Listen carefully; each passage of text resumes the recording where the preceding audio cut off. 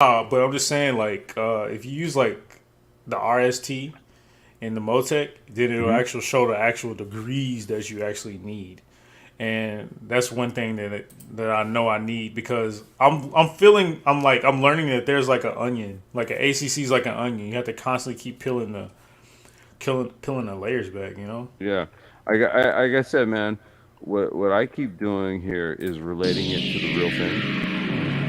And so, if you're doing the real thing, there's a lot to it, right? Because like I said, man, an engineer can have you pull the car in, plug the laptop in, right? Hit a button, you go Yeah. back out. Next thing you know, you're knocking down a second and a half, right? Yeah. Because he was able to analyze data. They pull the car in, lift it up on the jacks, right? They may adjust tire pressures, change wing angle, and then he hits a button to change engine mapping or some shit, right?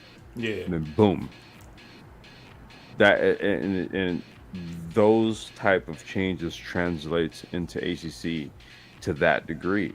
That's why I was like, man, either we're gonna have to either start deep diving into how to analyze our car data in Motec, or find someone who's knowledgeable in Motec to do the analysis for us. Yeah, yeah, yeah. No, I agree. Cause also what I was learning too is that the brake ducts, Hmm. the changes you can make to the brake ducts in Yeah, ACC, that makes yeah. a It either creates or reduces drag. well, it's not so much the drag. They're using the brake ducts because it's it's either controlling how much heat the brakes and the tires will take in, or how Hmm. much heat that it will disperse. So, for instance, you want your brakes to be at a certain operating temperature, right? And Hmm. maybe they're not. So what you want to do is you want to block off some of the air that's coming in there. So you'll Hmm. just bump up the number of such and such, right? But Yeah. the thing about that is when you do that, that allows the tires to get colder. So you have to compensate for that. And that's what I've learned. I didn't know that. I just learned that today. I didn't know that really making those changes with your brake duct is where it's at. You know what I'm I saying? thought the brake ducts, because like it's like, okay, I thought it created more drag, because what it does is it actually restricts air, so it forces the air around, right? And what you're doing is, well, wait, you're reducing drag, but right, by reducing the amount of air that comes in, but then what you sacrifice is cooling. If you open the inlets, let more air in, you get more cooling. But then what happens here is that you have more air going into the pockets of the car, and it creates more drag. I always thought that was kind of like the trade off on that. It might have been, but no one. But I could also see what you're talking about, because um, if you have more cooling so the brake rotors are inside of the wheel, right? And if you have more cooling, then that reduces the radiant temperature around the wheel, i.e., the tires. Yeah, If let me show you. Let me show you. Because, like, I get what you're saying. What I'm trying to say is James Baldwin and other guys, Mhm. they never even talked about that. They was only talking about specifically for tire pressure and just to getting your brakes up to temperature. I'm pretty sure that's how it is in the real world, though. Wait, was that But, it? Was that it right there? yeah, I'm about to show you it. Oh, okay. But I'm pretty sure that's how it is in the real world. But I think in ACC, it only focuses. Can you see it? Yeah. Okay. It only focuses on net. How to RST. You said what? No, I was reading the title. How to RST. Is that what that says? Yeah, see, that's what I was talking about. I got shit vision, you guys. I wear glasses. So. Your glasses not on.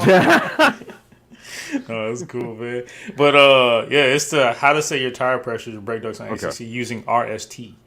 And Okay, got it. Got it. Okay. this is the one I was talking. This is one of the ones I was talking about. But oh yeah, fair use. And by the way, Oh, fair use, um, fair use. yeah, by the way, Zermatt, make sure you go give him a follow. I'm looking at his channel briefly, and he has a lot of information on there for real, for real. Wait, who is this right here? Zermatt? Yeah, that's your name, Nice. Zermatt. Okay. All right.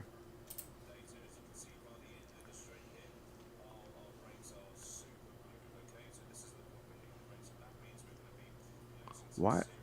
Is it just me, or is it frozen. What's frozen? The video. Yeah, while he's talking. Oh, okay. He did that. Oh, my bad, dude. Go ahead. Yeah, that's cool. All right. Can you turn up his volume so we can? Yeah, cause so we Oh, you can hear can't it a hear little. him? Yeah, yeah. Turn it up. Okay, hold on.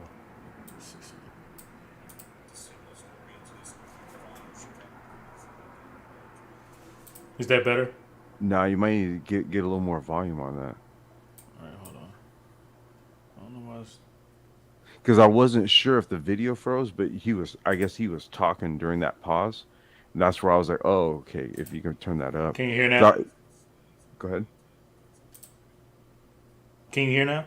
Go ahead. Nah. Can you hear? Mm-mm. No? Mm-mm. Okay. Yeah, no, I can't. We can't. Well, I can't hear anything. I can hear you perfectly fine. I can't hear the video. You sure it's... Okay, somebody in the chat let me know if you can't Yeah, hear it. somebody in the Like, chat. well, no one's If here. So, yeah, 'cause I'm trying to no, I figure out why... mean just somebody. If you pop in, well, if you heard that, or if you were listening, and if you could let us know. Well, just to kind of summarize though, what was it? What is it that he was saying? Like what I was saying, basically the brakes were cold, and they need to be at a certain temperature. What he's gonna do is he's gonna block off the brakes to make them get hotter. Let me see. Oh, okay. So if you block off the brakes, then what happens here is that you have less cooling, so you have more radiant heat, and then okay, Yeah, that's all I was saying, man. Like, so if you block off the brakes, you'll just get more heat. If you open it up, you'll get more air, which will cool the brakes off more. But it'll also cool the tires off at the same time. So you have to like kind of compensate for that. So if you block off the brakes, it's gonna get more heat, but it's also gonna make the tires heat up more too.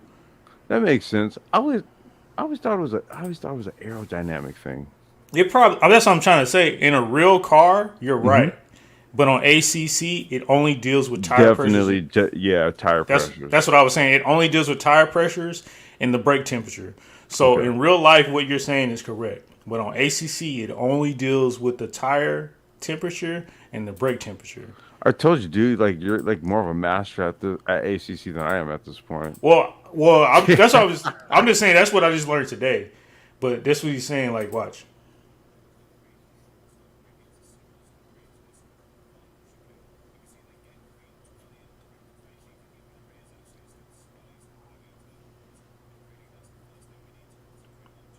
Oh, wait, is it on there? You said what? Is it on the screen? No, it's not on the screen. It's on the screen now, is it? All right, yeah, yeah. There you Okay, go. good. Dang, we still can't hear it, dude. I don't know, man. I'm not sure why it's doing it today. Yeah, I'm not sure what that is. Okay, but is that Motec data? What No, is that's he his using there? racing sim tool. Oh, RST. Okay, Yeah, got this it. is racing tool. Okay. Well, what he's gonna do here, watch. These He's, graphs look very similar to Motec. That's why I asked. so the thing about it is, so here's what he did. I'm not sure why the audio is not working. You sure your volume's not turned? Is it turned up or No, 'cause I can anything? hear you perfectly fine, dude. And then when you were playing the music, I could hear it. That's what I'm You can hear saying. the music. I don't know why No, it's I'm doing saying that. like the music we can't hear. The volume on the video is very faint, but yeah, I don't know. I can like either the music you totally fine. This particular video, no. All right. So what he did is, you see right here the brake ducts. Mm-hmm. So you got the brake ducts right here. He has them. Mm-hmm. He had them originally. Watch. So here they go. Here it goes. I wish you would hurry up and go. All right, here we go. So you see right here, Mm-hmm. brake ducts are at 6. So what that means is the it's opened up all the way. Mm-hmm. So that means it's letting the most air in. Is letting the most air in. The most air in. All right. So what he's gonna do is he's gonna bring it all the way down to 3. So it's like halfway. So now it's not letting as much air in, and now Mm-hmm. the brakes are gonna get hotter. But what you have to do Now at this point is you have to compensate for that with your tires because your tires are going to get hotter, So you got to go with lower pressure. lower pressure in your Got tires it. because Okay. the Okay. operating temperature that you want to get to in your Right. tires is 27.7. Got it. Okay. Well, Understood. I just learned from James Baldwin that's like the sweet spot. If you can get to What? 27.7, you're straight. But that would make sense on how to get there. Yes. That's what I'm understanding. Okay. Yeah. Yeah. That's what I'm learning. Oh yeah. What's up, guys? We ain't even Dude, welcome we were just Sunday nerding Car out. Talk. We didn't even. No, that's cool. That's how it's supposed to be. Episode 14. You know what I'm Yeah. saying? Sunday Car Talk. Hell yeah, dude. Welcome you guys. We were just all going in on breakdowns. Yeah. Well, I mean, that's cool. I mean, that's what we need. That's why they're here because they're getting information as we get the information, you know? Oh, yeah. And let us know in the chat if the audio's good. We're trying out new audio, audio things. I have a Yeah, mic. we Ulysses stepped has our a mic mic. game up. You Yeah, know what we're I'm trying to get saying? like Formula Otaku. What's up, Yeah. man? Oh, Welcome. yeah. Oh, yeah. He's definitely going to come in and critique us and let us know if it's good or not, For Yeah, real. we like he's the gold mic standard. Right. Right. Um, but yeah, man. Today was this weekend was it was today, but it was also this weekend. This weekend was pretty sad in the Formula One world, but it wasn't sad, but all sad. It was Yeah, also good end of too. an era. End of era. We got Sebastian Vettel. You know what I'm saying? Yeah, end of an era, man. He's he's He finally getting was out of it. yeah, and it's kind of like for all of the uh Lewis Hamilton detractors, I always point to the Vettel years Yeah. where this guy just basically ruled F1, right? Um, we gotta give him his honors. One hell of a F1 career. Yeah. Hope to see him in hypercar. Why do you keep going to this hypercar? Because No one's hypercar going is the to, next. It is the but next. he's not. No one's going to it. Even Daniel Ricciardo's not going to hypercar. Daniel Ricciardo's going back to Oh my Red Bull. God! Don't bring up Ricardo right now, please. You was on this whole hypercar train, I'm still on it. I'm and I still on kept it. saying, like, you keep saying hypercar, but no one. Yeah. They're not even thinking hypercar. You're the only one in the world thinking hypercar. No one Yeah, else because is. dude, that's the next logical step for a Vettel, a Hamilton. Oh God, I don't even want to say it because he got a sweet bit of poetic justice today. Alonso, Okay. he went out with a DNF, right? Yeah. Uh huh. Yeah, I'm yeah. not gonna. I'm not gonna say I'm disappointed in it. I just don't like him. I don't like Alonso, man. I told you, I'm on record. He's a prick. But it grew on me. You know what I'm saying? Like I remember you had your little thing about Alonso, but me, I was always kind of like, yeah. I mean, I don't like him. I don't hate him. I think he's just a good driver. But after that stuff that I was seeing him say, like dry hating on Lewis That's Hamilton what like I'm that, talking about. I was That's what I'm like, saying. He got his poetic justice today. yeah, I don't like dude, man. But I'm saying there is a place for him there. I'm Hmm. just saying, dude. Yeah. For like F1 guys Hmm. that might be kind of on their way out, Hmm. right? Hmm. Hypercar is the next move. And Okay. I'm just saying, bro, it's a new class. There's all these manufacturers going into it, plenty of seats.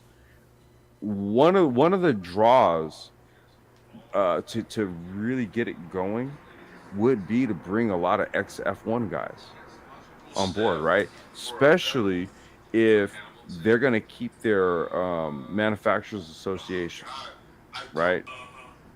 Okay, if they're gonna keep their is there an echo? What is that? It was, man. I was trying to make sure the audio was good because no one's here to tell me. I'm listening. Oh, okay. All right, no, you're good. You're good.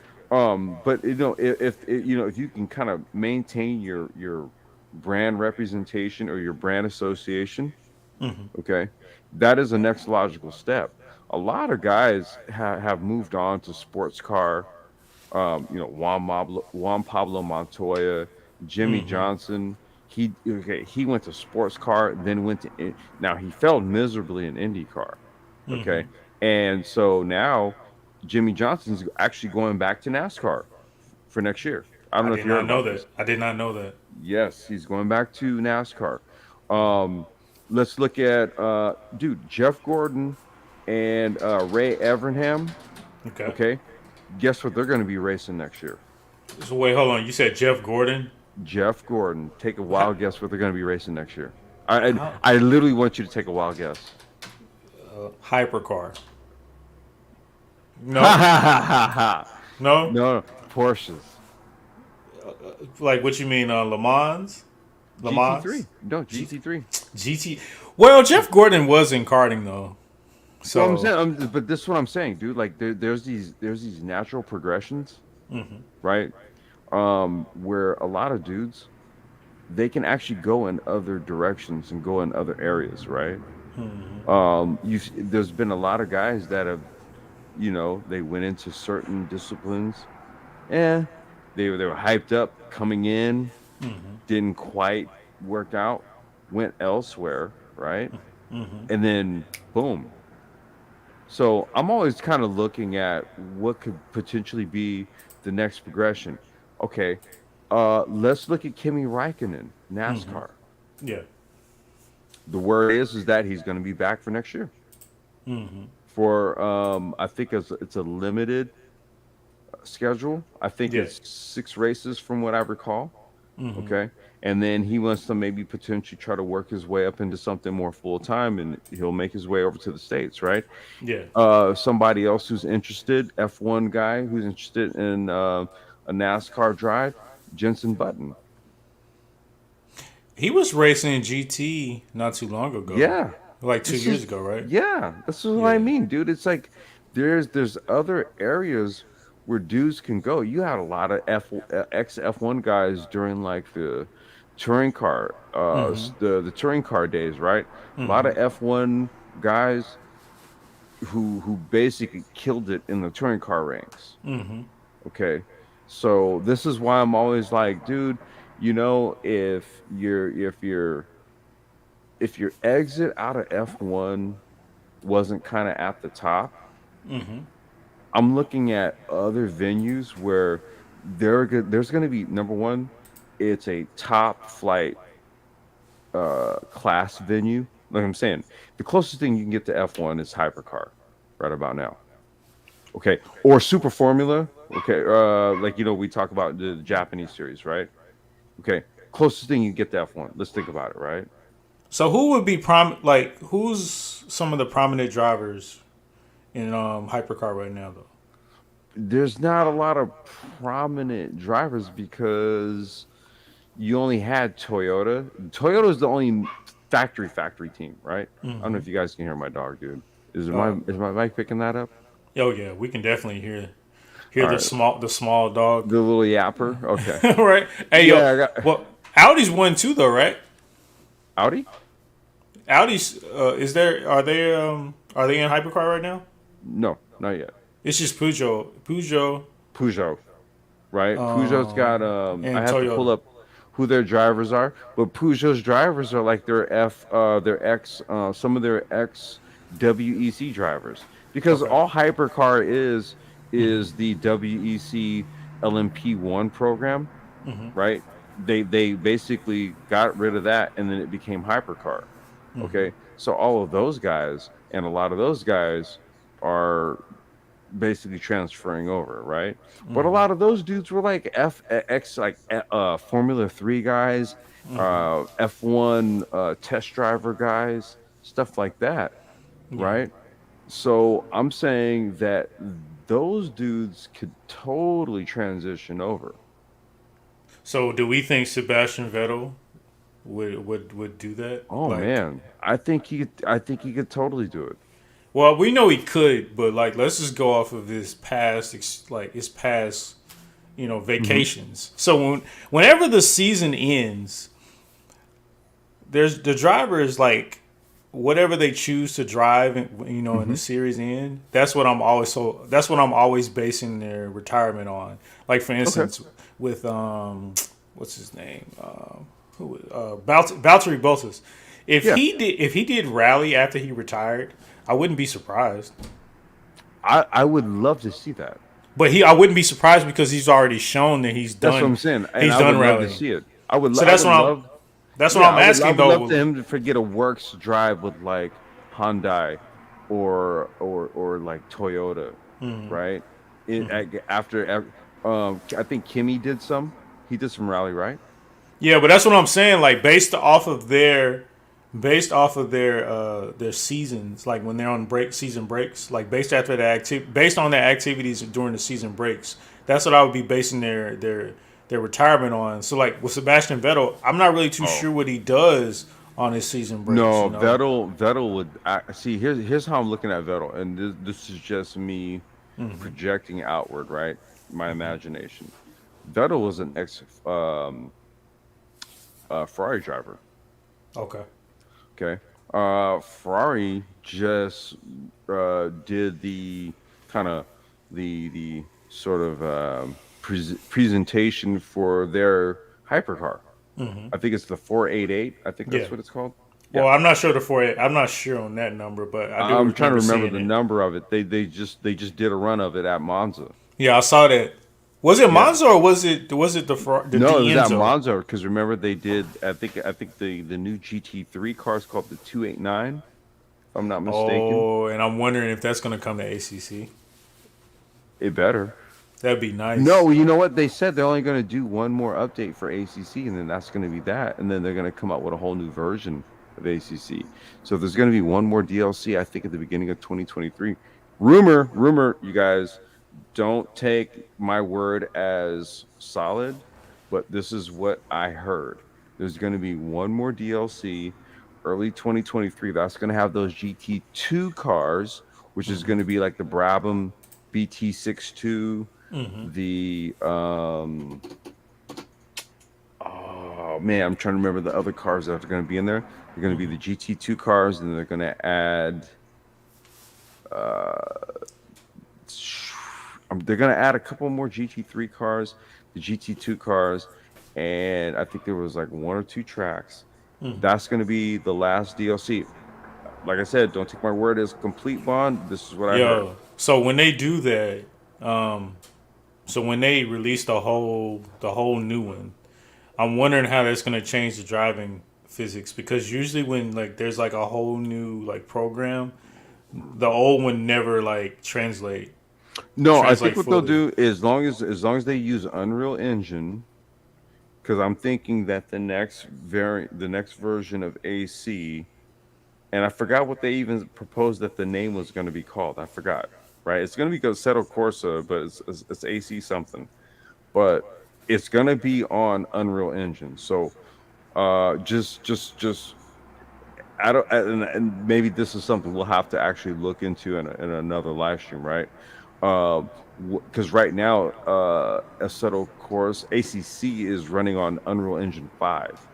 So my assumption here is that if they're going to go with a whole new AC, right, that means it's going to be built on like Unreal Engine 6. Will the So driving what? be similar though? That's what I'm curious about. Oh no, I'm saying it's so it'll be better Think it'd because be it'll better, be huh? using the same engine.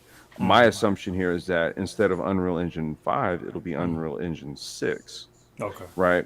Now, if you compare AC to ACC, AC didn't use Unreal Engine, right? So remember when when we did we were reviewing the Nords run, you were like, "Hey, dude, AC looks good," and I was like, "Yeah, it looks Yeah. good."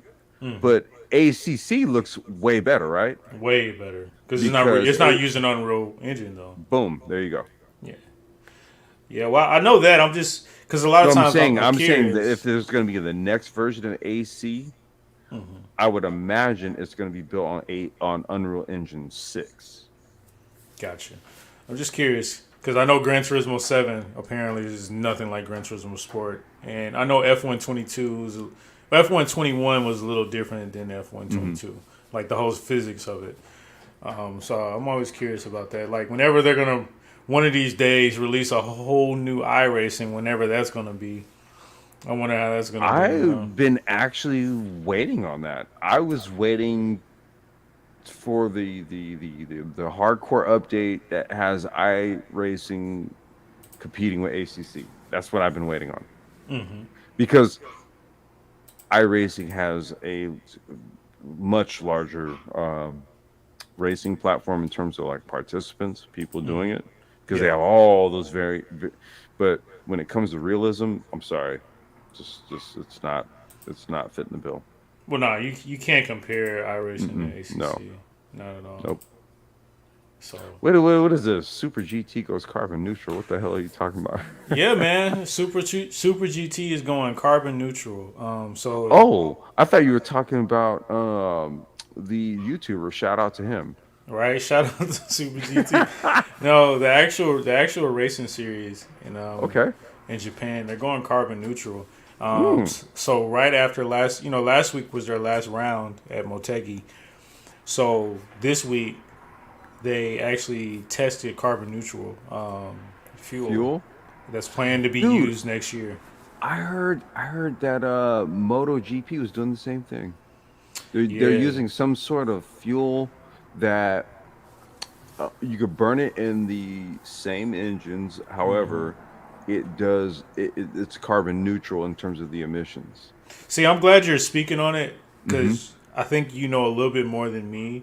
Because I read it and I was like, I'm not really too like up to date on what carbon neutrality or whatever fuel Oh it is. You man, know what I'm saying? dude, I can show you. Yeah, we can get into that if you like. I'll pull up something. If you want a screenshot, I'll show you some stuff. Oh, definitely. We definitely need to, man. But because the thing is, they're running like so. Apparently, I'll just go ahead and read it. All right. Yeah, So go ahead. Yeah, the, go ahead. the GTA has announced its Super GT Green Project 2030, aimed to serve as an environmental roadmap for cutting total CO2 emissions resulting from the entire Super GT series in half by the year 2030. So by 2030, basically, they want to cut their whole CO2 emissions in half. As part of the efforts to make the entire series carbon neutral from 2023, plans call for all participating cars to use the CNF derived from non-fossil fuel-based biomass. And in these tests, the GTA R100 CNF, produced by Germany's Haltermann Carls, was used by all the participating cars, and comparisons were also made with the regularly used gasoline fuels. Okay, so wait a minute. So just for clarity's sake, right? They ran this other fuel in the same cars, same engines, same engine management systems, same everything, right? Yes. Okay. They also ran the regular used gasoline fuels Right, for comparison. for comparison. Got it. Okay. But then they had test conditions. This test day was blessed with clear skies from morning, and participating in this day's test were 13 GT500 class cars. Also, there were 10 GT300 class cars scheduled to participate. Let's see what it says. In the morning test session, the number 23 Moto Altec Z recorded the fastest time among the GT500 class cars with a lap of 137.28. The second fastest time was 137.3. Fourth fastest time, blah blah blah. Let's see what the comparisons are to the real. After the morning test, trying to see where the comparisons are. Yeah, you're looking for the comparison to the fuel that they typically run. Yeah, Okay. trying to see.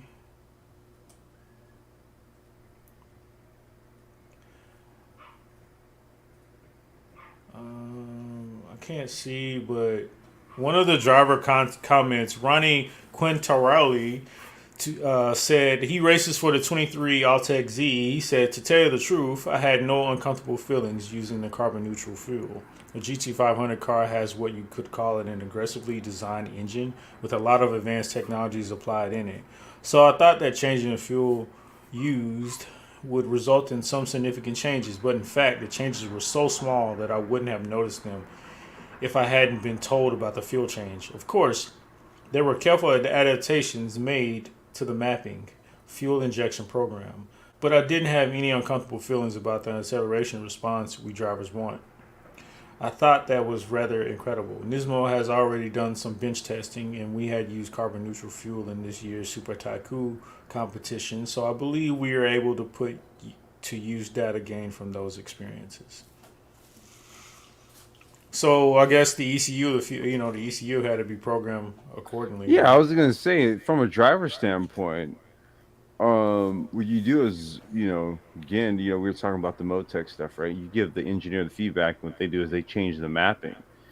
Now, I think the overall takeaway, what I'm getting from this here, and I'm gonna try to uh, toe the line here. I don't want to get too, let's just say, political, right? Because there's a lot of this climate change stuff, right?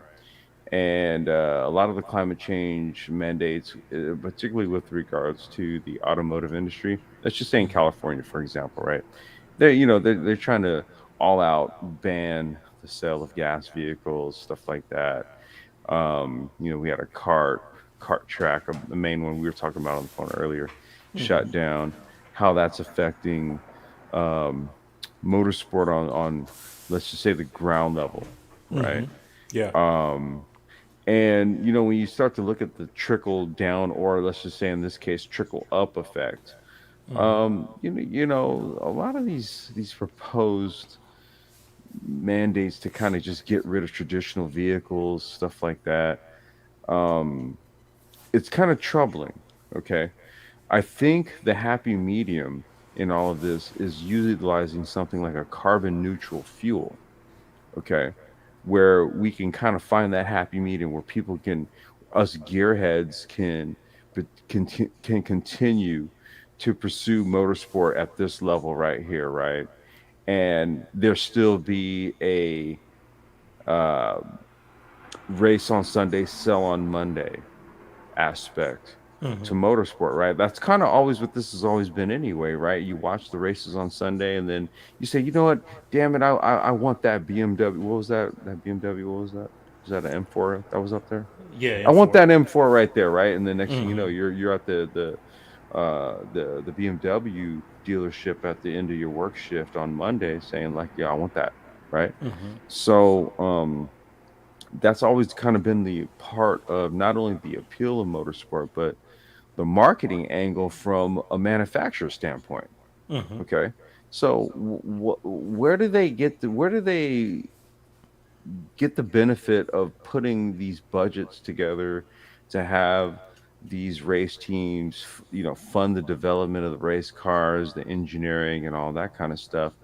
If from this weird sort of global industrial standpoint, we're trying to stamp these type of cars out and stuff like that, right? Because we feel as though is that like the stuff that comes out the exhaust pipe is just, you know, is just going to heat the earth up, to the point where we're all just going to cook. I think it's kind of bogus. I really do think that, utilizing something like a carbon neutral fuel is a happy medium where we can continue to have a traditional form of motorsport. Matter of fact, I would it, hope that's the case, though. well, let's do this. Let's take this one step further. If this right here proves to be viable, then here's what I'm going to make a case for. If that's the case, I'm going to make a case for F1 going back to V10 engines. Would they be running a carbon neutral fuel? Yes, So what was the reason for them to get out of V10 motors, anyways? because we had to go into this whole hybridization era. And that was for environmental What, climate purposes, change reasons, right? climate change. Okay. Right, because we have to do all of this. Right, this is kind Yeah. of this is where it's, and I'm not even saying that hybridization's bad. See, I think that there is an application for all of this in all forms of motorsport. Dude, I like Formula E. That's purely electric. Dude, I got plenty of electric karting footy on YouTube. If you guys think I'm BSing, I love electric, dude. I'm in the micromobility sector in terms of profession. That's small electric vehicles. I like electric, hybrid, I like traditional. And I think if we're going to go into this whole climate change era, then in order to keep traditional motorsport, i.e., naturally aspirated, turbocharged, supercharged vehicles, stuff like that. Um, as disciplines of motorsport, we need to utilize a carbon neutral fuel. Yeah. Sorry for the extra long spiel, but No, but I understand what you're saying, and I you know what agree I'm with you. saying? No, I agree with you because if we switch over to the carbon neutral fuel as opposed to just doing away with just combustible motors, it's allowing the cars that we actually love and are scared that we're going to lose to still thrive and still Yeah, be here. Now I yeah, like that. I agree with that. I think that's a good happy medium.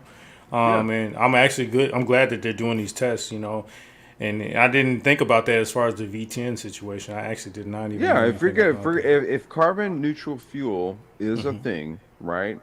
And traditional cars are able to perform at the same clip, just with some clever engine mapping, then I think Formula One should go back to V10. That'd be cool. That would be dope as hell. That would. Yo, also there was one guy, Yukio Sasahara, the number 16 Red Bull NSX. He said something that was a little different than Ronnie, but he gave a more direct answer. He said, "I believe that at this stage the adjustments are not perfect, and I feel that the power output is a little less than with normal gasoline fuel. However, the feeling was more natural than I had expected. Of course, there's still a lot of measures to be taken. Also, I was a bit conscious of the smell. It may be because this is the first time, but I was conscious of the smell from other machines' exhaust in the pit area."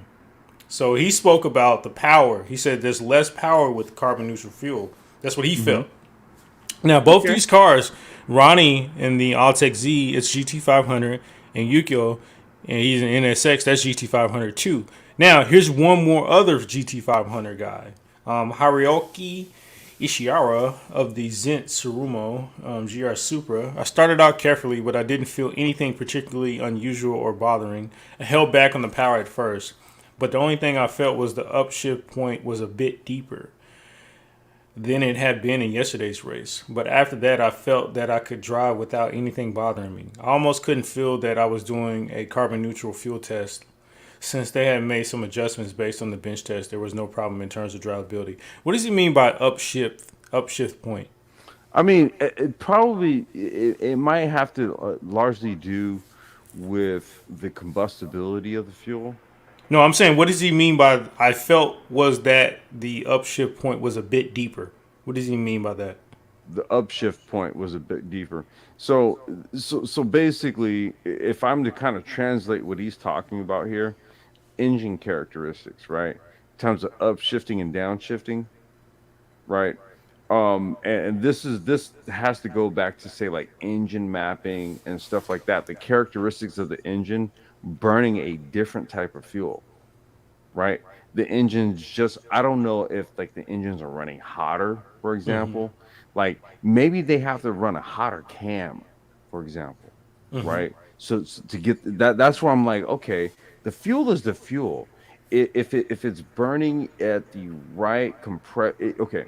So engines typically based on their specification and configuration, bore stroke, all that kind of stuff usually are going to have a combustion compression ratio, right? A 10 to 1, 11 to 1, 9.5 to 1. You know, it might be lower depending if it's running a turbo, stuff like that, right? So it has to have a fuel that can combust sufficiently for that compression ratio, right? Now, there's a few variables that you can toy around with to kind of get it up to where you need it to. Maybe you need to go run a lumpier cam, not so lumpier cam, run a hotter fuel map.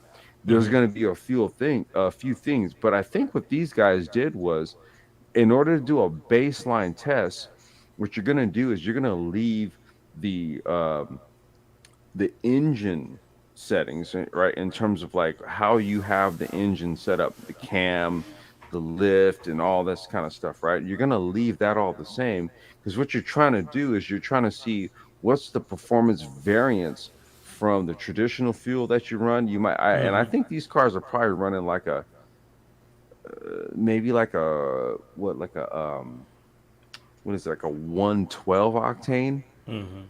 Yo, but hey, before we continue, before you get into that, Yeah, bro, what does that mean by the upshift point was a bit deeper? What does that mean? Is it saying like you shifting a little, like you're shifting at yeah, 6,500 versus 6,000? yeah, Okay.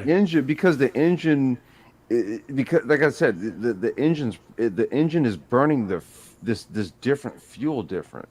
No, I understand that. I just really wanted, because I was looking at that. I Yeah, was like, what does I he think mean by that's what that? he's meaning. I Okay. think exactly that's So, what he means by that. so that means that he's probably able to get a little bit more power than,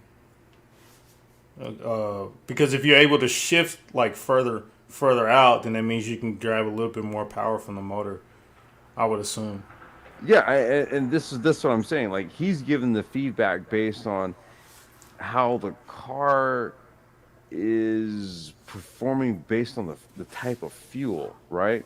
And like I said, I think what they're doing is if they're doing a bench test, what you're not going to do is change the motor. You're going to run one fuel and then you're going to like drain that fuel or just run it out and then you're going to put this new fuel in and then you're going to ask the driver, what's the difference between these two, right?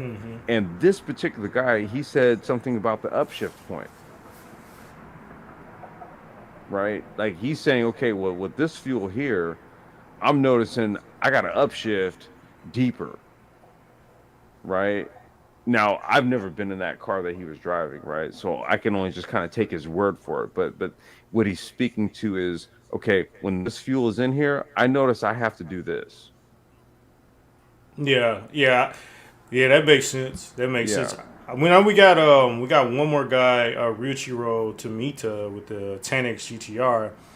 He said there were no big problems that I felt, but I did feel that there was little less power and some negative effects in the feeling of the drive. Now, this makes me think: are the differences that they're expressing? Do they? Hmm. Is it only because of the actual machine that they're in?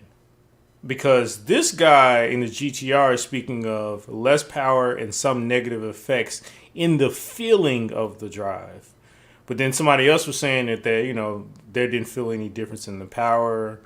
You know what I'm saying? I'm trying to Yeah. see if there's a difference between GTR and the NSX See, or the that's what, Super. You know? what I was going to say. That's what makes all of this interesting, right? Because maybe because some cars might have like an aerodynamic advantage over others, right? See, so you're not going to really.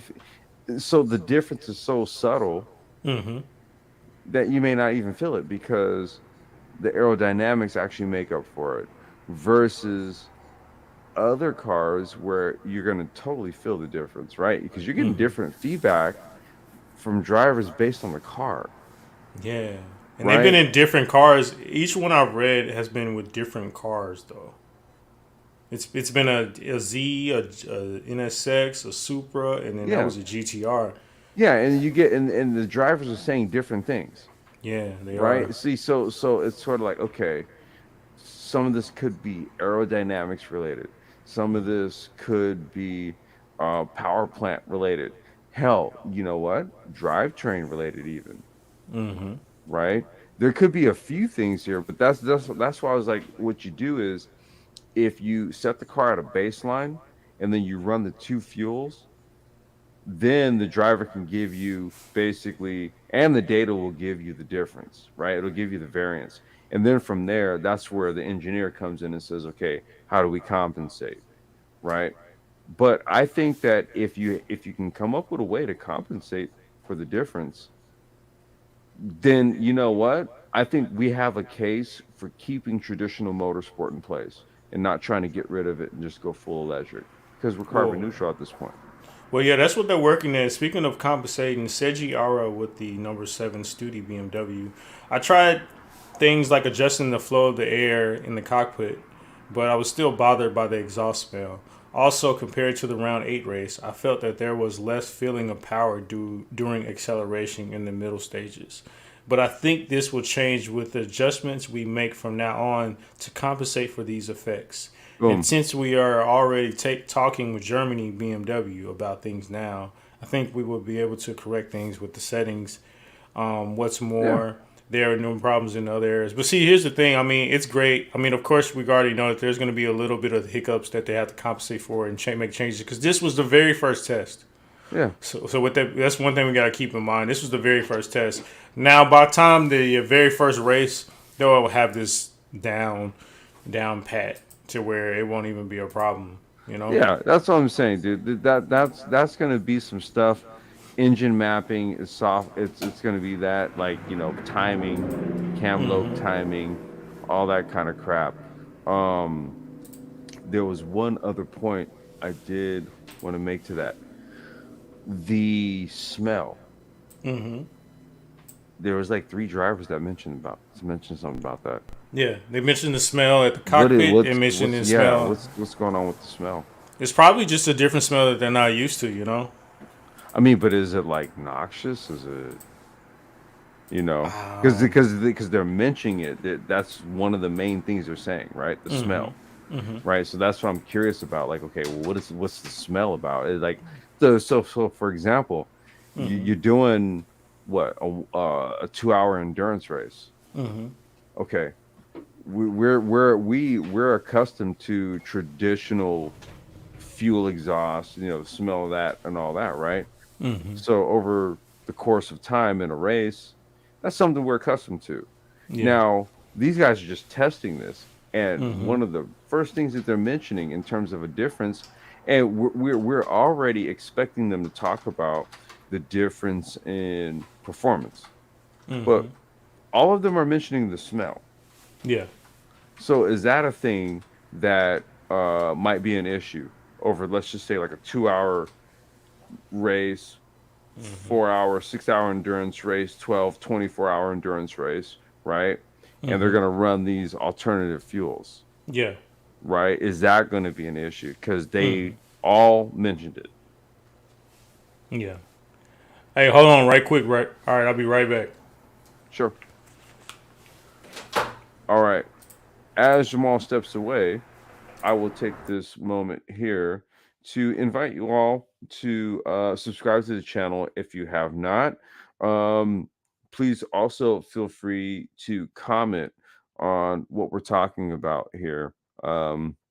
Speaking to these new alternative fuels. Now, we both agree, Jamal and I both agree that uh, that is actually a happy medium. We're trying to kind of suss out what the smell of this stuff is, because the drivers that we were reading about here who did test cars with this alternative fuel have mentioned the smell. So we don't know what it smells like. Hopefully, it doesn't smell like acorns or something, or something crazy like roasted acorns, like where they're just like, yeah, this smells really weird. But outside of that, uh that would be a very good way to kind of save traditional motorsport if there is a carbon neutral fuel that we could utilize to maintain traditional motorsport, because we do have a lot of these climate change mandates, and I don't know how people may or may not feel about that type of stuff, but it is largely impacting motorsport. um Maybe in another live stream we can kind of get into some of the things that's been going on at SEMA over the last few years. They're really trying to like kill the motorsport and aftermarket performance industry in the States. And, this largely has, once again, to do with climate change mandates and stuff like that. And so, if an alternative fuel that is carbon neutral is the happy medium, I'm all for it, because I do love the sound of traditional engines. I'm in the EV business, I'm in that industry and all that kind of stuff, but I'm a car dude. Okay. Yeah. So, like I said, if this checks out, I want Formula One going back to V10s. Oh yeah. Oh, I want that screaming F1. I God damn know, it! I man. want I want the real thing. I want, bring it back. Carbon neutral fuel. I want it because they're not polluting. So let's go. Let's do it. No, I would like that too. Hold on, we got somebody in the Chat. We got some spam. Oh, dude, we got bots. Yeah, I just got them out of here. All right, you know what time it is, man. It's that favorite time. Mm-hmm. It's rate my drive. It Hopefully, is, but let me do this. I do need to check on my little one. I'm gonna step away for just a second, just like you did. Give me a couple okay. minutes. All right, cool. Deal. All right, cool. Yeah, man. Yeah, we got our mics and stuff like that, so we're hoping that the audio is good. We're gonna try this next race. The rate my drive situation. I'll probably have to explain it again, but I just do it anyways right now. But lately, I've been playing Assetto Corsa Competition. I played iRacing like once last week. I got like P2 on my first time back. Take that, whatever. And then I've been playing F122 lately. F122 is pretty cool because it's cool to like. So when you play a game like constantly all the time, it's good sometimes to step back and play something different. You're kind of keeping it fresh, and like that. But F122 is pretty cool. It's fun. It's something. It's something. It's like a big difference in like change of pace, like when you're racing, because like when you're racing like F1 versus like GT3 cars, the decisions that you have to make in the F1 games are a lot quicker than what you have to do in the GT3 cars. So it's pretty nice. But one thing I did make sure is that I didn't become complacent because when you're driving F122, the F1 games, they're less challenging than ACC. So I don't want to like play them all the time and then you get an ACC and like struggle. But I did okay. But the race that we're going to be rating today is actually one of my races on F1. I've been doing the career mode, and I got a race in Spa, and I did pretty decent in that. But that's what we're going to do. We're going to rate that one as soon as your list comes back. I was going to actually show one of my races from Paul Ricard because I've been doing the LFM series, the Low Fuel Motorsport series. And they're at Paul Ricard this week.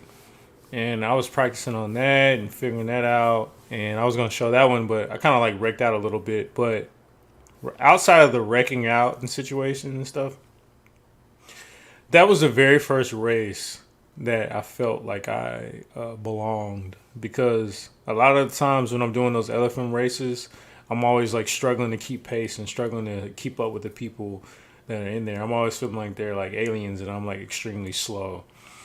So this race, it was like the very first time that I felt like I was, like I was supposed to be there. I was keeping my pace. I was making passes. I was doing all that. Just had my little spin outs, but I didn't want to show that one because I think last time I did a rate my drive on myself, I actually did wreck out. So I don't want to show that one, But what we're gonna show tonight is a F1 race. I gotta make sure that everything's good. Make sure that all the audio is good. But see, I don't know if the audio is gonna be good or not, and I pray it is, but we'll see.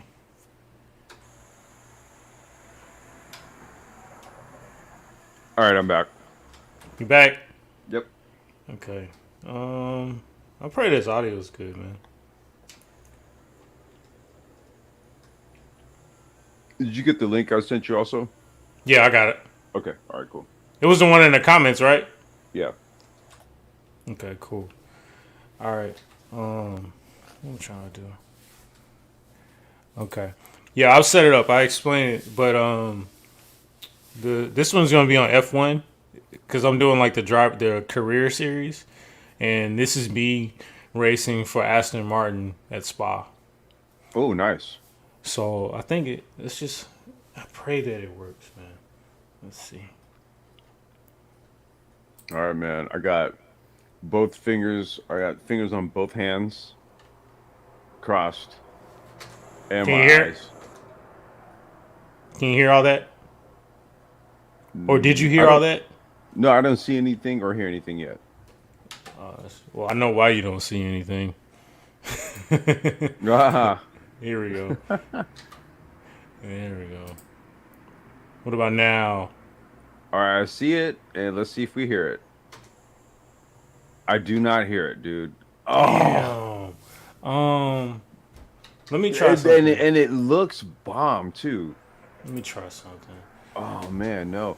Wait a minute. Wait. Okay, wait. Okay, click that. Click screen. Click share screen. I'm just gonna do. You see the little box down in the left hand corner, right? Share audio. Well, yeah, that's what I already Okay. had. All right. Yeah, I just want to make sure. Yeah. So, what the heck? Let me see something. All right, let's try it one more time. All right.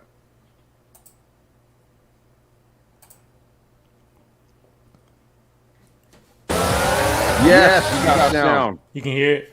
We got a little echo. It's an echo. On my end. Echo. Here's what I'm gonna do. I'm gonna mute, and then because if I mute, there's no echo. Really? Yeah, it's weird, but I can hear the sound. So when you mute, there's no echo. There's an echo. Hold on, let's try one more thing, bro. Don't do anything. Don't do anything. All right.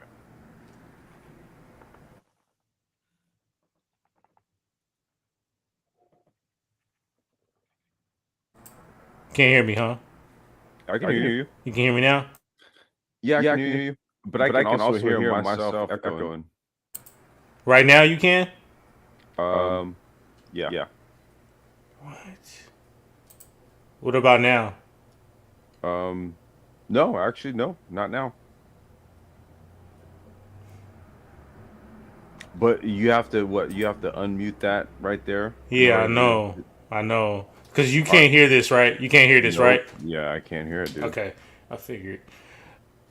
All right, hey, you guys. Since we got these new Butterblade mic setups, we are working through some technical issues. So I already told them they ain't worried about that. Okay. Here, I'm gonna mute. So when you mute, you can't. When I mute, I can hear it. We just don't get an echo if I talk. Oh, okay. Yeah, but like I'm gonna mute so we can watch the race. Okay. I was just trying to figure out why there was a. We can sort it out later, bro.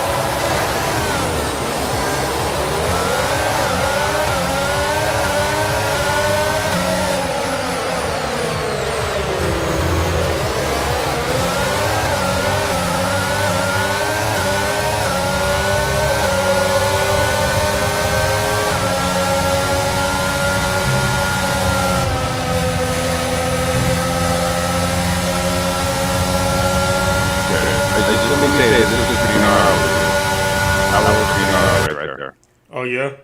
So you like how it looks? Yeah, that was gnarly. Nice.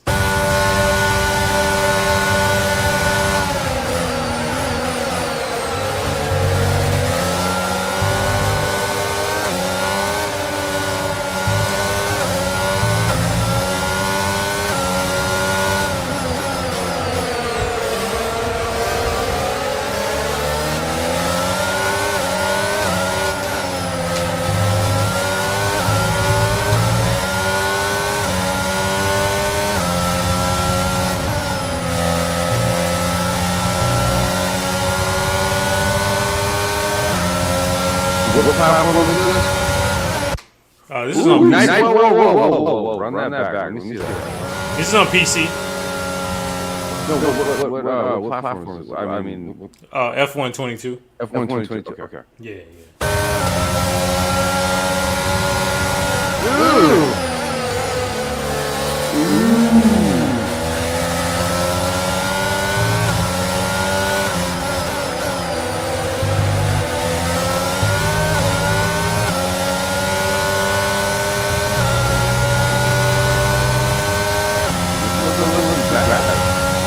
No, it doesn't.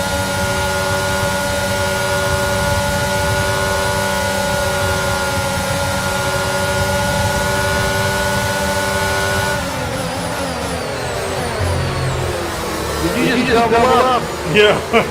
Oh shit!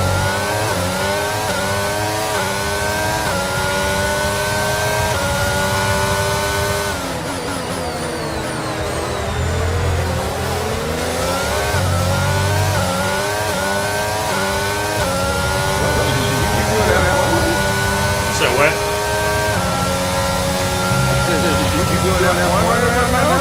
F1's fun, man. But I will say this, man. The thing about it, F1 is very fun, but it'll make you feel like you're cheating. I'll explain later.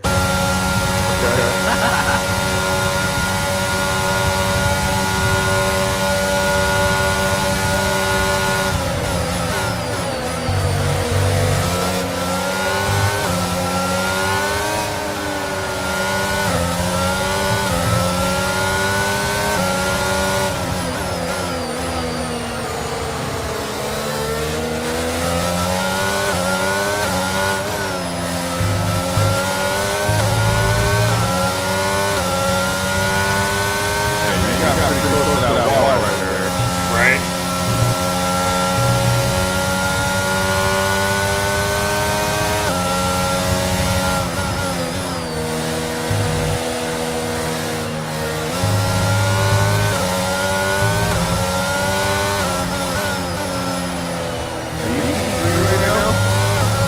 So what?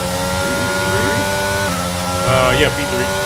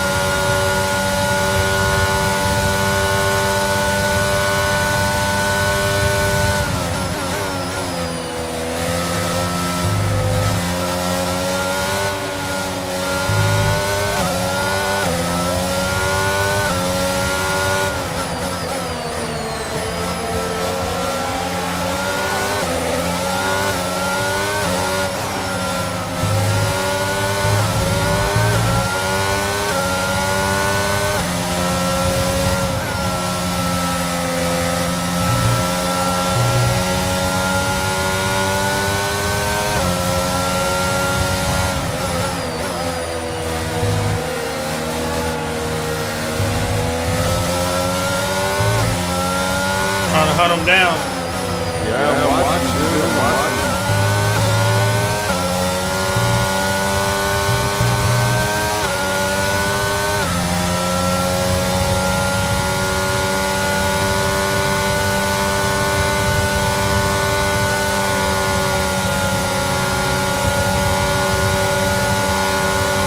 This is what makes everyone smart.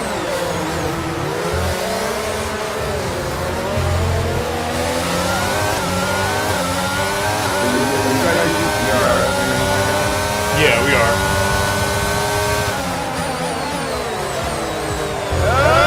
Got him.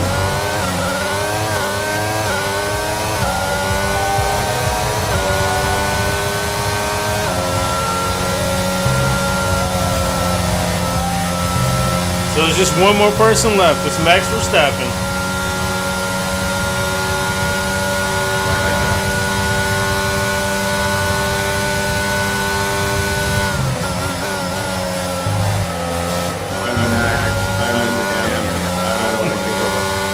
Right? Yeah, we didn't talk about that. We were supposed to talk about that last week, right?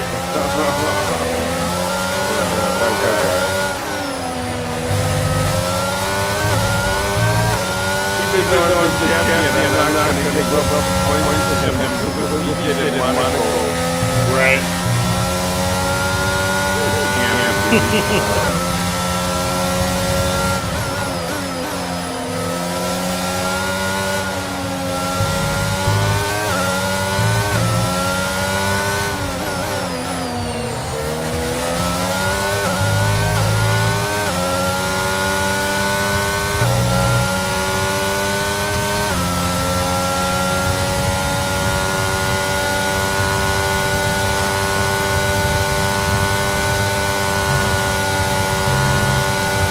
Get him? I'm not used to that. Running 5 So what? Running 5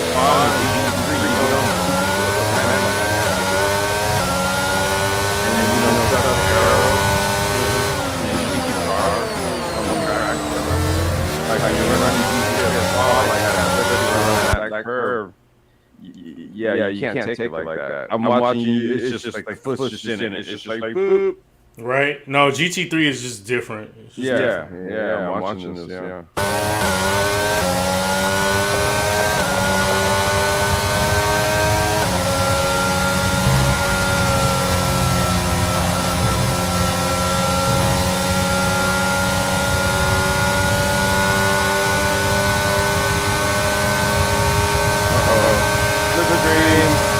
Oh, you're gonna block like an asshole? No.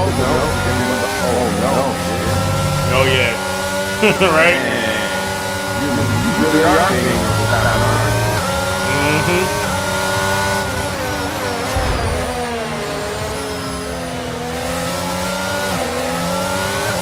No, I'm not going to let him pass. You said what? No, I'm not going to let him pass.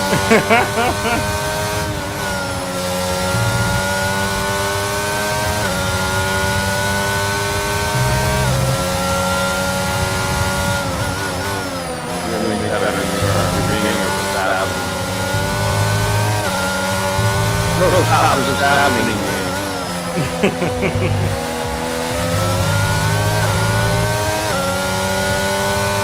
Bro, does this happen much?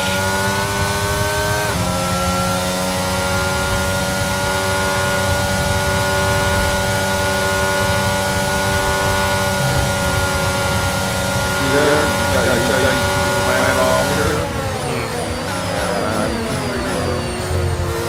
You gotta lift a little bit. Oh, wait. Huh? I gotta go pit. Oh, wait. Okay, yeah. This is not out. That's the thing. Yeah. I forgot. It's an 11-lap race. Yeah. Okay, boom, we're in. Let's see how long. We have a clock. Nope, it was 3 seconds. Damn! Okay, that was tired. Yeah, you can't do fuel no more in F1.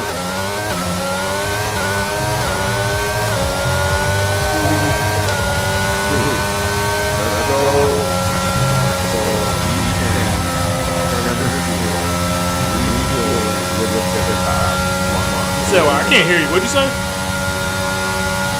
was gonna say. Oh yeah. Oh yeah, definitely. Keep it 100 and go back to the whole. Oh yeah, that'd be nice, man. Yeah, you gotta refuel with this top.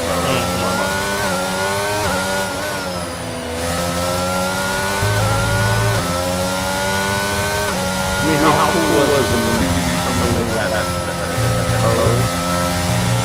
Right? Sticking them inside that car, jacked up, tires, flat out, boom, cars out. That was badass. They're probably gonna talk about the safety reasons for not using it though. Oh man, you know what, man, we got so low. I mean, like driving a car out fast on the track. Right. But how many people have like caught on fire from like unsafe fuel releases? Bro, not as many as died in the actual car already. Right.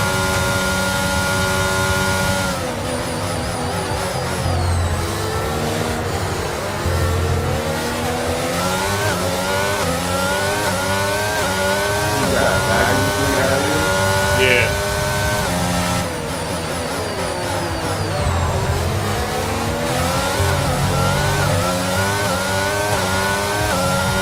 But he should be going into the pits, and then I think Max Verstappen is gonna go into the pits, and then I'm gonna come out right behind him.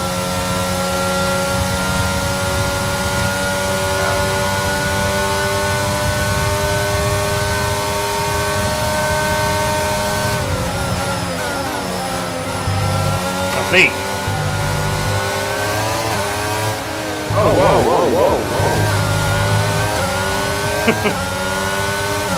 Did Magnus do a Magnus? What'd you say? Did Magnus do a Magnus or something? What you mean? I have no idea. It was just like, you just kind of caught him on the inside there. I'm like, well, what did he do? Right. He just took advantage. You're like, all right, dude. Yeah, he left the door open. Yeah.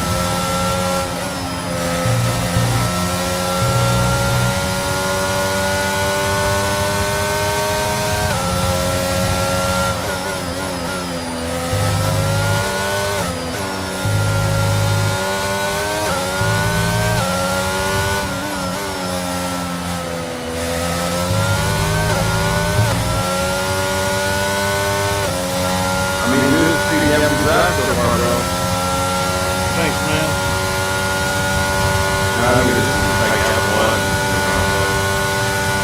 I feel like these cars are easy to drive, though.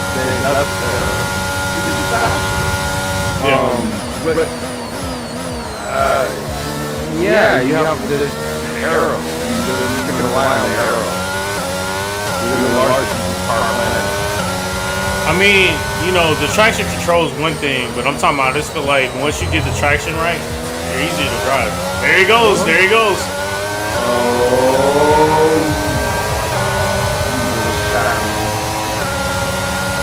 Ah. I'm not going to let him pass.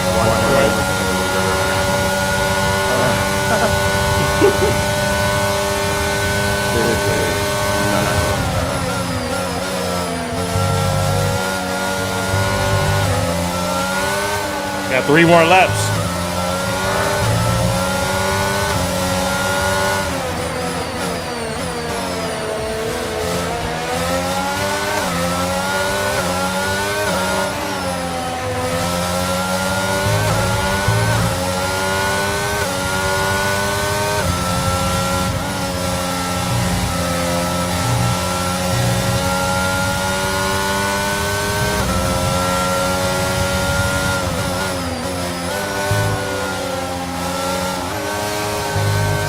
I took that all the way around.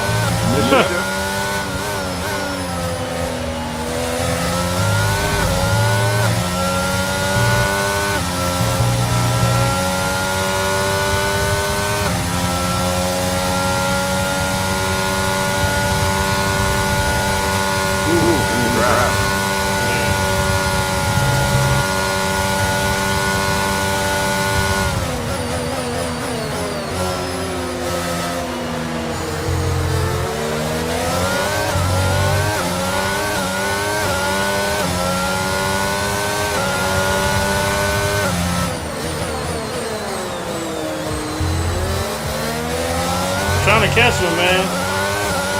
He's fast.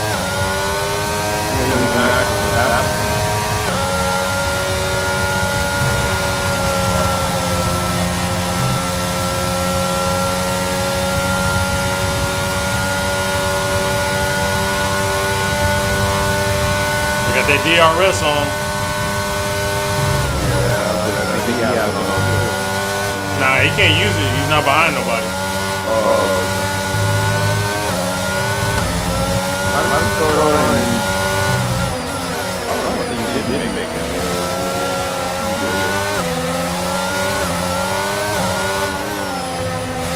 Is that what that extra money paid for? What? From Red Bull. You to be able to like DRS on just kind of large. Exactly. Exactly what they spent that money on. Money well spent. Money well spent. You're right.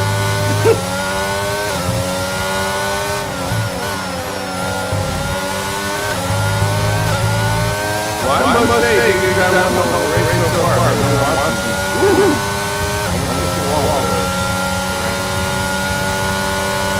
got 2 more left, so I got to do something.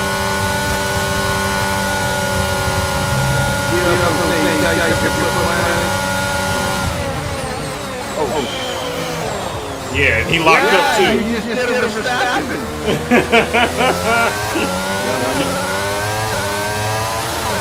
Now it's time to run away. Alright, let's see if we can do it.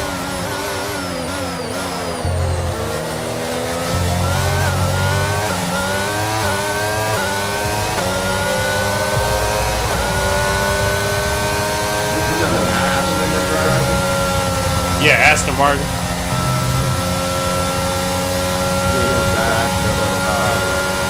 So what? You're doing that little ride right now. Here he goes. Oh, God. Really?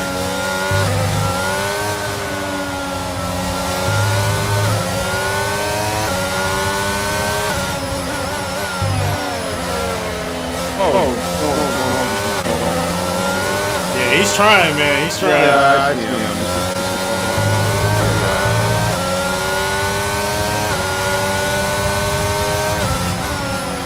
That happens a lot, right?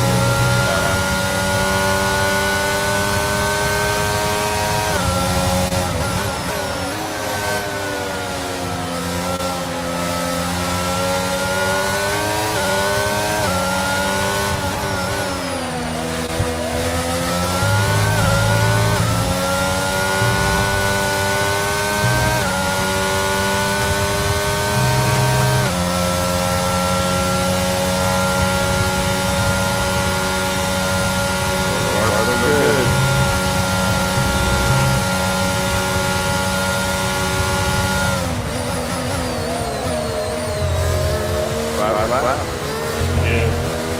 He's still on me too.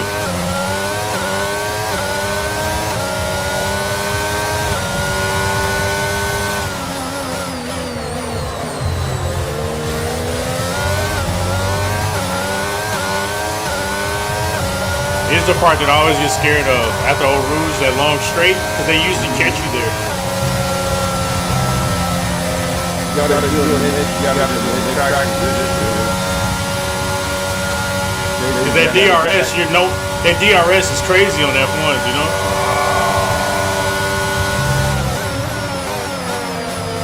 It's the last lap, so.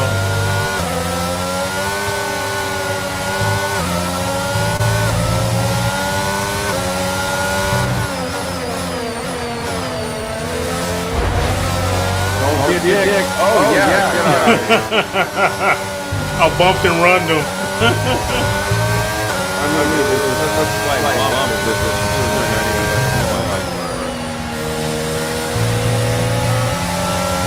Watch this guy. How do you do this? How do you do this? Dude, it's fast, man. No. Come on. Really? This was that extra Right.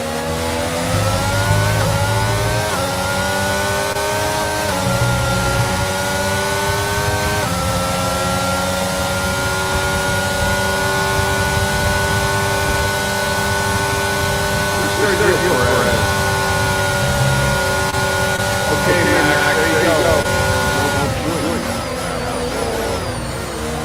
Yeah. The outside, man.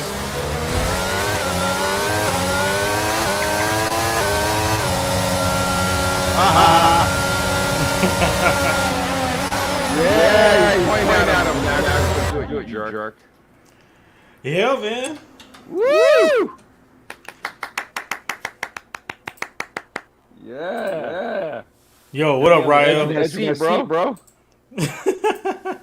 Damn, I was I was just like, Max, do it, jerk. Man, F1 is fun, bro. I like watching it. I literally did something in AC maybe a week ago. Mm-hmm. Just trying to drive an F1 car. Mm-hmm. No. I like GT cars, man. Yeah. I understand. But So dude, I gotta tell you, man, just watching it. Mm-hmm. Spa, okay. Now easy track. especially Oru's F1. Mhm. So I had to kind of do a whole different scenario here in terms of me watching this, bro. No offs. Mhm. That was the slightest taps. Yeah. That Talking was about the end? that was acceptable for F1 type tap. Mhm. Okay, bro. Finish first. Mhm. And you kick Verstappen's ass. Okay. I'm giving you a 98.8. So 9.8. 98.8. Okay. You first of all, you got the dub. Okay. Barely. Okay. Barely. So what? It was against the reigning former champion who was being a total jerk. Yeah, he was. Okay. But like I said, man, that was at Spa, number one. Number two, it's open wheel. That's a whole different scenario. Yeah. Got to race completely different. Open wheel, as soon as you touch somebody, and if you do it wrong, race is over probably for both of you. Mm-hmm. So it's the reason why I always kind of score Formula Otaku high. Mm-hmm. You know, when he does his races, because he does open wheel, and he stays out of trouble and makes a lot of positions. That is not the easiest thing to do in open wheel. Right. No, open wheel is a different animal, man. It's way different animal. But see, that's what I was saying. Like, bro, like the thing about it is, Formula One it feel like it's easier than Assetto Corsa, which I feel like I was kind of scared that might handicap me in ACC.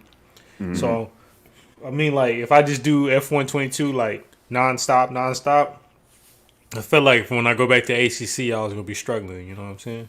Probably. Yeah, and but actually it was the opposite because I did the Paul Ricard on Formula One, and then I did a LFM race on ACC, and I did better in ACC. Like the next race was like perfect, you know. Mm-hmm. So, I mean, I think once I just keep in my mind like there's a difference in how you drive the cars, then I'll be okay. But yeah. So we got one more submission. It's by you. You know yours. Oh yeah. So go ahead and set it up, man. Okay. So not getting into too many details here. Jamal and I have been talking. We've got some things in the works, maybe some sim race league type stuff, some team type stuff. Hey, I don't want to get too much into it. However, I am looking to potentially make a switch in car for 2023. Speaking with Jamal earlier today on the phone. Can we just talk on this briefly? Talking about maybe things we can improve on. So, you want to talk about? Why don't we talk about that after we talk drive? about it afterwards? Yeah, because right now we're in the rate my drive situation. Okay. So, all right, but part of what kind of goes into that. What I was talking about on the phone is taking this more seriously, just from my angle, right? My end. Been doing the Porsche stuff, and that was largely because of marketing commitments with some other business stuff. However, if we're going to get into really trying to be competitive and nailing it down with a car, I want to try to see what was another vehicle that I could kind of drive and feel comfortable in. And this run right here is what I did when they did the 1.8 update for ACC, maybe about 6 months ago, I think it was. Is that how long ago? I think it was maybe 7 months ago. They did the 1.8 update, and then with that, they also released the M4 GT3 BMW. And so what I decided to do was test it at Monza. Yeah. And I loved it. So if I am to switch what I think I am going to do, because I did some laps in the car again a few days ago, and I loved it again. I'm going to switch to the BMW for 2023. So this is my run at Monza. Okay. And this isn't a race. This is just me testing all this out and giving my impressions of the 1.8 update. Do I need to skip anywhere, or do I just play? No, you just go ahead and get it to where it's running. I'm just running it. That's all. Okay. Hopefully you can hear everything. Let's see. Yeah, I can hear it. You can hear the clicks. All right. How's it going, everyone? This is Ulysses back again. You can skip up to where It's been a while since we've done it. So, of course, I've been on this for a while. There we go. Since the last time I was on, there was a huge update that was done. One of the updates was adding the BMW M4 GT3 to the stable of cars. So when was this right? When was this drive? And This is a Monza. No, when was it? reviews on this car. We'll get to that. Right when that 1.8 update Basically, came out. Oh, so this wasn't a recent one where you were just. No. It's something different. Because I've been doing a lot more stuff. Yeah. This is the last time I did something in a different car. And this is Gotcha. they just released the M4, so I wanted to try it. Gotcha. 4 speed. What setup were you running? I can get it dialed in. This is literally when I updated. Oh, okay. So you ran like a base setup. So gameplay is just I think it's across the board. Okay, I'm confused. I hear you talking in the YouTube, but I also hear I'm not sure. If You know what? Yeah, that is kind of. There's both. I was just saying, I literally did this when they came out with 1.8 update. It was like the day after, and I just wanted to try the new car. Oh, okay. Well, that's what I'm saying. You didn't run a setup or anything, or did you? Nothing. I just got in it, dude, You just and ran. I loved it. It just, Cool. I just felt good in it. Or tire physics. I haven't tried any rain situations as of yet. I'm going to. I'm trying some rain runs here just to kind of get a feedback on the improvements to that as well, because I was, that's the other thing that a lot of people were saying was that rain output that controls the power cars. Rain is great. It's been greatly upgraded, so we'll give that a shot. Man, this is just an eye-opener. Like I said, I stepped away from it for a while. I just really haven't gotten set on, but I'm supposed to be. So I went ahead and did the update last night. The BMW is a great car though for like bumps and chicanes. Yeah, because you could just go through straight fast. The only cars, it's way more fundamental than the cars drive. Then I had very stable. I had stepped away from this thing, hadn't touched it. That ran a little wide right there. This is my first time driving this car. So yeah. I mean, just in terms of 1.8. And it's so crazy because in this car it doesn't sound like you're going fast, but you're going fast. That's what I mean. This car has a completely different feel to it. That much. A whole different. It feels honestly, it feels a lot more to me than the Porsche. Yeah. But you know what's so crazy though? Like the Porsche, the Audi, the Lamborghini, what else? And the Bentley. Now, They're violent. The car itself. Like in the engine notes, and like all the GT3. They're very violent, but this car is relatively kind of like quiet compared to those cars. Yeah, this car it's almost it's like it's almost just a too smaller easy car drive. that weighs less. But then again, driving the Porsche, it's an engine that does. It's just like it's a smaller coupe type of feel. Look how hard I drove the M6 before So when I what? was. Look how hard It's very responsive though. It was just big. Just a big car. And it's just a big old car. It's going around the track all big and stuff. But this car, however, this one gives me a lot of the Lexus. Look at the shift points. Previously, the LFA. You gotta really check that motor, check it out. Similar characteristics in terms of my impression of the car. Front engine, rear wheel drive, big rear wing. So, you know, kind of like your run-of-the-mill rear wheel front engine drive car. Handling, like I said, man, it kind of handles like the Lexus. It goes where you point it. Good balance. Gobs of power. You know, I was clipping 150, 160 in this thing, no problem. Let's see. You know, we're gonna come up to what you can call it here. We're gonna hit this corner. Another one gonna be coming up here. Let's see. I'm telling you, it's a lot easier to drive. And then, yeah, we're gonna stretch the legs out here. Let's see where we clipped out at.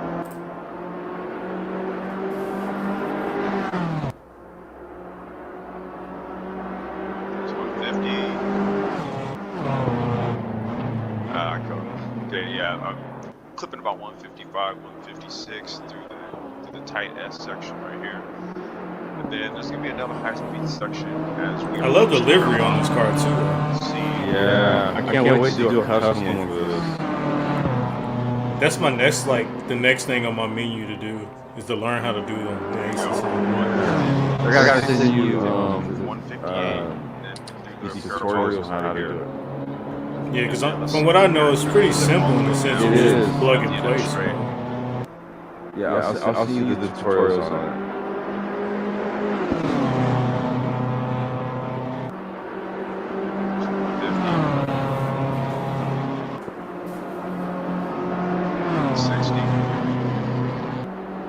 See, this is what you were talking about, where we get I down slipped 163 and 164 right there. We have the S It section doesn't feel like it. and back on out. I mean, there's so But many that ways also to watch a monster is a work. negative to me, though. I like for my car to tell me how fast I'm Very going. fast. That's what I'm saying, the horse is violent, you feel it. You hear it and feel it. Yeah. This car is way sublime, dude. It's like a fucking luxury car. It's like a luxury car. That's the good and bad thing about this thing, man. It's like, it's the good and bad. Yeah. Alright, we're gonna go in. We're gonna go in the car. Oh, we're going in. We're going in. Yeah. Now listen to the engine. I love it. You can hear the turbo too. Yeah. This is the rock and everything. It's pretty much synced up with mine. Like I said, I just wish it was a little bit louder though. The car. That's what I'm saying. It's not as violent as a car. It's very responsive. It's so balanced. Yeah, it's way more balanced than the Porsche. I'll tell you that much. Look at this one here. Look at how It was barely any movement. it's not settled. It's not unsettled at all. Barely any movement. Try that more. No, but I've already ran it. I ran like 20, 30 laps on Snitterton in the BMW. Okay. I would buy right here. Because you know, I was actually thinking about using the BMW exclusively on ACC when I switched over from Iris. I'm telling you, I'm 5-7% in on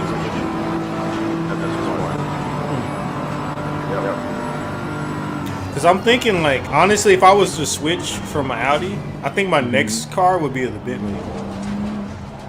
I like that Bentley too, man. That boat. The Bentley. Boat, man. God's power. Yeah. It'd either be that or the Lexus.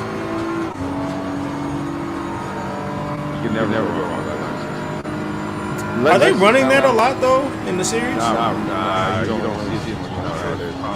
That is me guys running it, man. Early on, I used to see a lot of dudes running it. just look at how balanced car is, dude. Really start taking it serious, training and all that. 'Cause I do have, let's just say, a contract with Automation to race a Porsche. So I have to. It just floats. I'm telling you, man. Yeah, I mean, sometimes, man, this is actually great. I really love racing, so I have to basically take the shit serious. Right? It's part of what it is that I do. And yeah, I gotta take it serious. I completely feel it. For sure.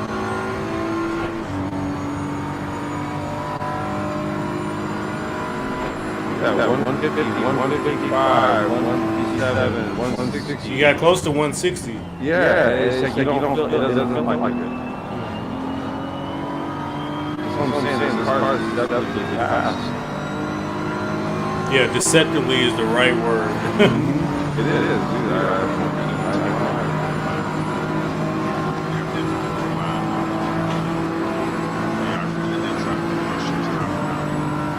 156 on that one.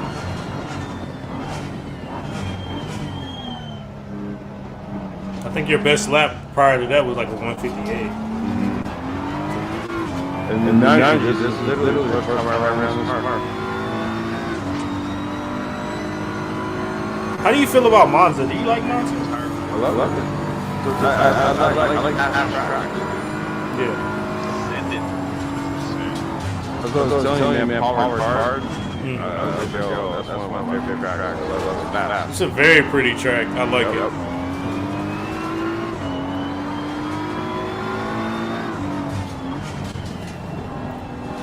And this car is easy to get into a groove, too. Yeah, I'm really trying to put this car around and see what I can get away with without the car getting away from me. Driving this car is kind of like driving the safe preset, but you're not in the safe preset. It's the car. You know what I'm saying? Yeah, it's fun. Yeah, I know. It's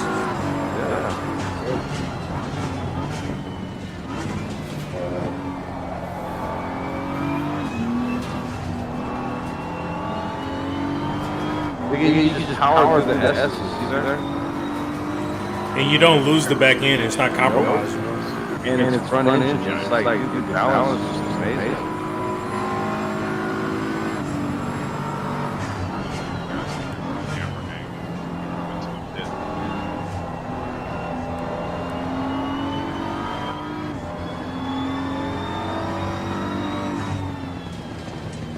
I'm pulling into this right here.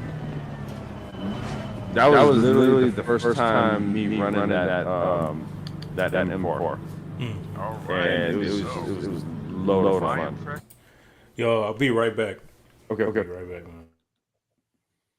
So yeah, that was me running the BMW M4 GT3 when the 1.8 update came out for the PC or the PC version of ACC, and I became an instant fan of the car. Now I was kind of already knee deep into learning the Porsche, so I didn't kind of want to just jump ship like that. But going into 2023, some of the things Jamal and I talked about getting involved in, competitive racing, all that kind of stuff. Sorry, man. I've been drinking a lot of water, bro. Go ahead. I'm sorry. Yeah, you're all good, man. I really do think that a switch to the BMW M4 GT3 is going to be the move. I love that car. Yeah. I love that car. Yeah, man. So, do you want to do a rating on your drive? You guys do the rating. I'm going to rate my own drive. Well, I was curious. I'm saying I like the car. No, that's why I was asking, because I'm like thinking, because I know you're not racing anybody, and it was like your first time in the car. So I guess I just want to rate the car. Okay, so let's switch this around. You rate the car. How do you feel about the BMW as far as being your everyday driver? That's the one I'm switching to. It's more stable than the Porsche. Mm-hmm. See, the Porsche is good. Okay. Let's just say in normal race conditions, you have to learn sort of like the idiosyncrasies of the Porsche. Okay. Yeah. When you get into tricky conditions, that's where the Porsche is king because it's all about grip in tricky conditions, right? Yeah. Motor sits behind the Porsche, and wet conditions, stuff like that. Oh my gosh. Yeah. Porsche just is what it is. But in normal conditions, you do have to compensate. Okay.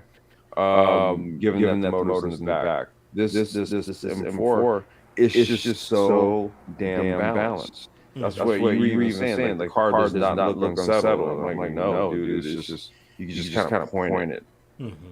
And I really do kind of like that feel. It reminds me of a kart. Right? It reminds me of a kart in a lot of ways. It said BMW, I'm sorry, Porsche is, I don't want to call it an acquired taste. You just have to get used to the motor. Well, yeah, it is. You have to get used to the motor being in the back.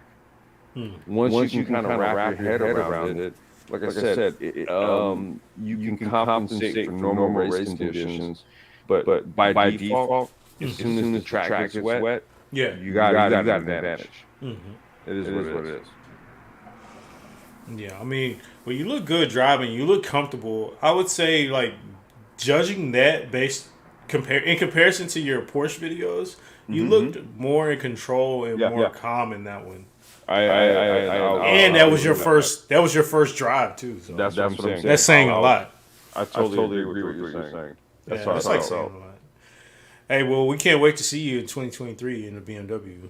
Well, we'll see. Well, I think I'm just going to go ahead and make the switch now. So, yeah. I'll start running the BMW, and then maybe I'll either talk to my buddy Dario in Italy, or maybe you can skin me a new one. I don't know. You tell me. Well, I mean, my design side is screaming, so I need to try to practice. All right, I'll send you the email. My buddy Boone, he's in Germany. He's doing like a ton of tutorials on how to do customize the liveries. And I even, with my non-graphic design ass, did some crap with it, right? Yeah. So I'll send it to you, man. I know you'll hook it up. All right, so man, look, we're coming up on 2 minutes till 12 o'clock. 2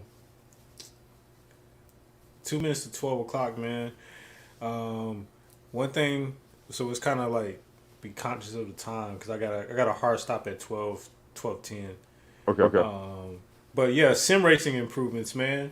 Go over what you want to change, like what you want to improve when it comes to like sim racing.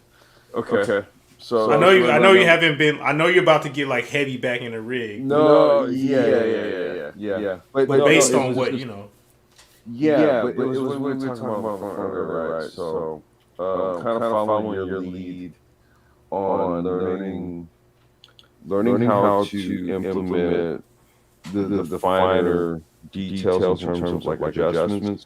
Like we were talking about air ducts, for example, right? Dude, I had it all wrong. Okay. I'm thinking like it's aerodynamic, but it has more to do with tire pressure, effects on tire pressure, right? On ACC. Yeah. So small things. Well, I'm only racing on ACC, right? And I'll do AC, but they're related.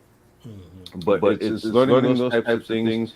Number two, taking it more seriously, right? And just in terms of competition aspect, leagues. And then from there, what we can do in terms of creating like legit motorsport organization teams, different types of opportunities, leagues, stuff like that. So really, where can I improve? Number one, just on my own driving, and I think I may have committed to a car early on, but it didn't really kind of suit my needs. But then looking at the BMW, we kind of saw it was just very easy to do, right? Mm-hmm. So really settling on another car, learning the mode tech aspect of it, we talked about that too, right? How to data analyze to extract, get the best out of performance. Yeah. Basically, man, taking it seriously across the board, much like how we took karting seriously.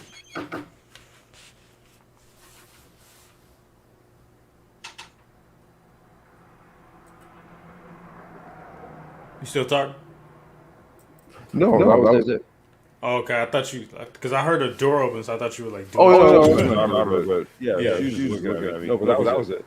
Okay, well, no, I mean, it makes sense because, there's like we were also talking about on the phone, like sim racing improvements can involve everything. You know what I'm saying? Because one thing you have to realize when it comes to sim racing is that your mind has to be as clear as possible in order to turn the best times. Because I know when my mind is clear, I'm running really good. But when I got things that are on my mind, they creep up in my head, and before you know it, I'm off the track because I allowed them to be in my, in my head and kind of mess up my my vision and my focus. Yeah. But when it comes to like sim racing, for me, the things I want to improve is just my knowledge of of the cars. Like for instance, like I'm learning all these little small increments of like nuggets of knowledge, Like we learn about the brake ducts.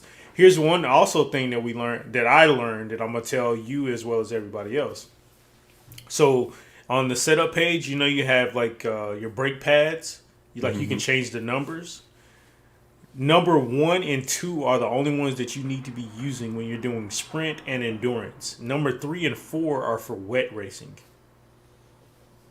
Got it. So basically, you want to use 1 and 2 because 1 is going to be like basically for like qualifying and like sprint races. So they get hotter quicker than a number 2 would. So generally, you always want to be running like a brake pad 1.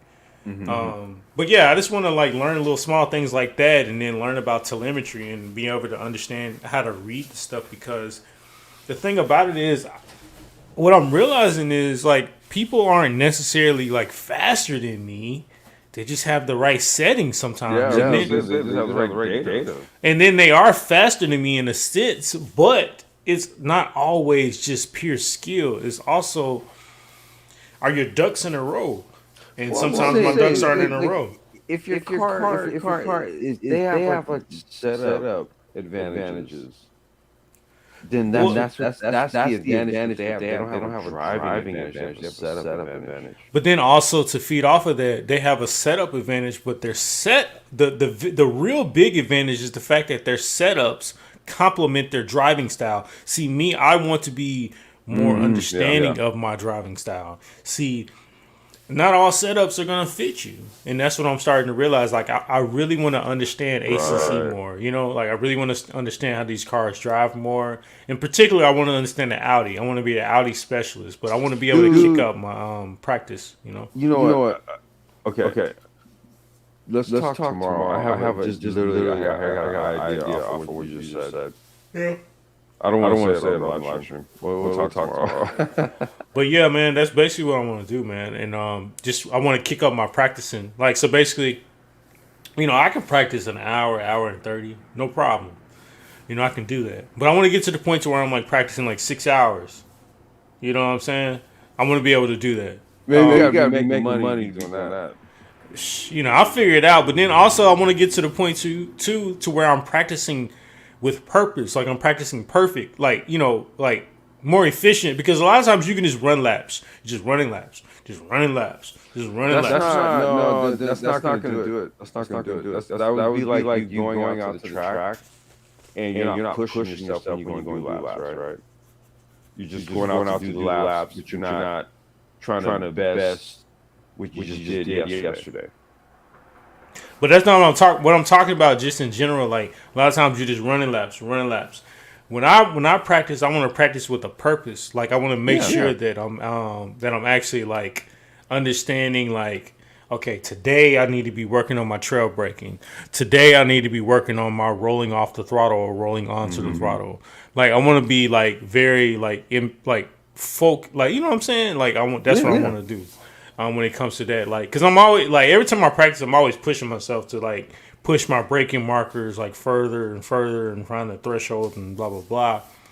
But I want to just be more focused on little areas. But just one quick point that you were telling me on the phone, right? Like when you were talking about like pushing your braking points. But then what were you telling me? You had to change the setting from 80 to 100. And then yeah. So what the whole time that I've been doing ACC, I've been running ACC with the brake pressure settings that I have set on iRacing. So what that means is like iRacing, I run like an 80%. So therefore I don't lock up on GT3 cars. But in ACC, what I read online is that you have to have your brake pressure all the way to 100. So therefore you can brake a little later. So this whole time I've been like, dude, why is this dude? Why this dude just run into the back of me? It's literally because I've been braking way too early in comparison to other people. So that's also like probably going to mess with my times a little bit too. So I'm just trying to save seconds off my time, man, because ACC is it's a steep learning curve. No, you get there. You get there, man. I'm trying to get like you, bro. I don't know why you keep saying you're trying to get like me. You probably win. You've been doing this a lot longer. It's just, I don't know, man. I'm really impressed with ACC. I'm really impressed with ACC. Well, I've been doing it longer, but honestly, dude, you've been doing it. You've been doing it competitively. Like, I haven't messed with LFM. Like I said, I'm going to follow your lead and get into that. Right. Well, see, but hold on. You know what, man?